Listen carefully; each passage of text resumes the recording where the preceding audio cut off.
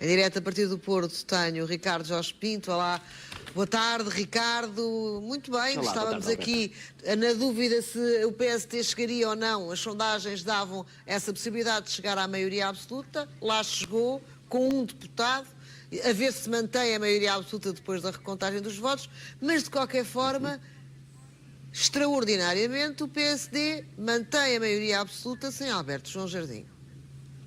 Ou não? É verdade, é a 11ª maioria absoluta consecutiva, o que é um feito quase digno de um livro de recordes. Mas a verdade é que havia desta vez duas variáveis que poderiam perfeitamente ter estragado, chamemos-lhe assim, essa festa aos social-democratas.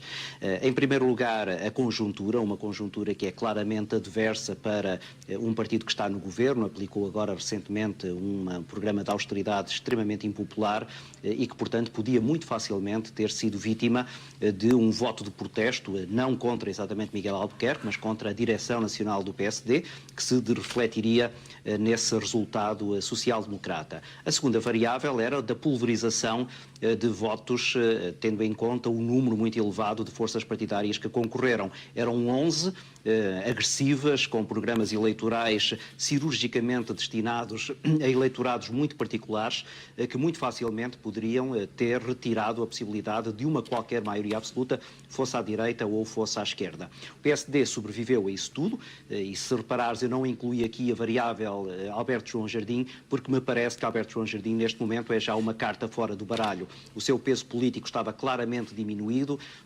Nas últimas eleições para o PSD Madeira, ele, contra Miguel Albuquerque, não ganhou por uma unha negra e percebeu-se imediatamente, já há 3 anos, que Alberto João Jardim já não tinha a hegemonia a que se tinha habituado a prosseguir ao longo de muitos anos e, por outro lado, a verdade é que tinha a sua imagem já bastante desgastada. Assim, quando as sondagens eram feitas relativamente à Madeira, o PSD levava vantagem e quando se perguntava ao eleitorado se com Alberto João Jardim a situação seria diferente, se votariam ou deixariam de votar no PSD por causa de Alberto João Jardim não estar lá, percebeu-se que Alberto João Jardim já era mais um obstáculo do que um trunfo para o PSD na Madeira. Surpresa aqui foi, na verdade, a diferença entre o PSD e o Partido Socialista. O Partido Socialista, que acaba por ser um dos derrotados da noite eleitoral de ontem. É o grande derrotado, o Partido Socialista, nesta conjuntura, ou não? Embora seja uma meia, ou melhor, é verdade que é uma derrota, mas tem uma explicação que me parece que é entendível.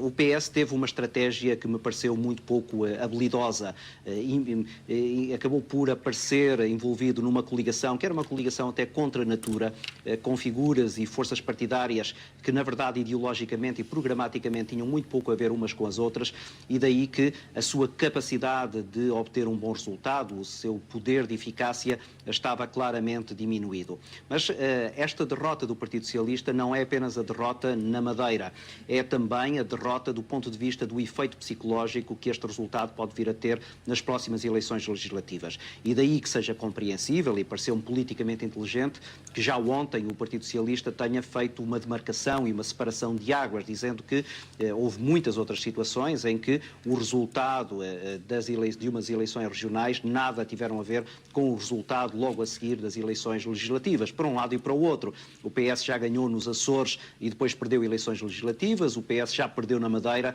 e depois ganhou eleições legislativas nacionais. Mas a verdade é que me parece que desta vez há aqui um efeito psicológico. O Partido Socialista tinha vindo legitimamente a criar expectativas no eleitorado de que o PSD era um partido que estava extremamente penalizado pela opinião dos eleitores e que a alternativa, fosse nacional ou fosse regional ou local, era o Partido Socialista. Ora, se é verdade que nas eleições autárquicas o Partido Socialista teve um excelente resultado, é também verdade que nestas eleições regionais o resultado deixou muito a desejar e isso pode ter efeito a longo prazo nas eleições legislativas, a mais curto prazo dentro do próprio Partido Socialista, porque não me admiraria nada que já muito em breve setores críticos de António Costa comecem a reclamar relativamente àquilo que foi este insucesso socialista num ano absolutamente essencial para as aspirações de António Costa se tornar Primeiro-Ministro.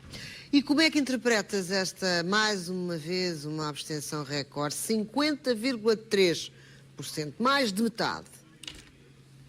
É verdade, é um resultado muito elevado, embora possa ser atenuado pelo facto de nós já sabermos que havia cerca de 40 mil eleitores fantasmas. Os cadernos eleitorais não estão atualizados e, portanto, havia ali sempre uma margem de abstenção que já era inevitável. Mas retiremos esses 40 mil e ainda ficam muitos. Isso, na minha perspectiva, tem duas explicações. A primeira é um descontentamento com a classe política em geral. As pessoas estão muito desconfiadas relativamente àquilo que é a eficácia dos políticos para encontrarem soluções que vão ao encontro das suas expectativas. A segunda explicação reside no facto de, na verdade, os programas eleitorais da esquerda à direita serem muito pouco imaginativos. Batem basicamente todos na mesma tecla, têm todos uma perspectiva muito otimista, mesmo relativamente àquilo que é a recuperação do poder de compra, a continuidade de um investimento para cujos valores nós não sabemos exatamente onde é que vão ser obtidos. Sei lá, por exemplo, o CDS prometia um grande hospital para a Ilha da Madeira. Ninguém sabia exatamente onde é que o CDS iria buscar dinheiro se essa ideia avançasse. Continua-se a insistir em muitos investimentos de caráter público, percebendo-se que a fatura que o Estado Central tem para dar à Madeira é cada vez mais reduzido. E depois havia promessas que passavam de partidos à esquerda para partidos à direita, quase uma tentativa desesperada de tentar agradar a eleitores que certamente estão muito martirizados pelas medidas de austeridade, mas onde, na verdade, reconhecem, e se calhar essa pode ter sido uma das formas como o PSD acabou por ganhar as eleições, de que não há muita margem para todo esse investimento e que, se calhar, a melhor estratégia é continuar a gerir da maneira mais sensata possível os poucos recursos que nós temos.